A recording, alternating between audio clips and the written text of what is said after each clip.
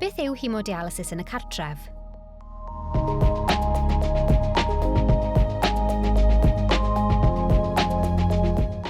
Gyda phobl a methiant yr arenau, nid yw'r arenau bellach yn gweithio'n ddigon da i'w cadw'n iach.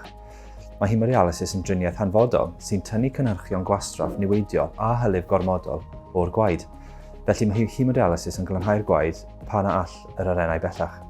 Haemodialysis gartref yw triniaeth dialysis a wneir yng nghartref claf.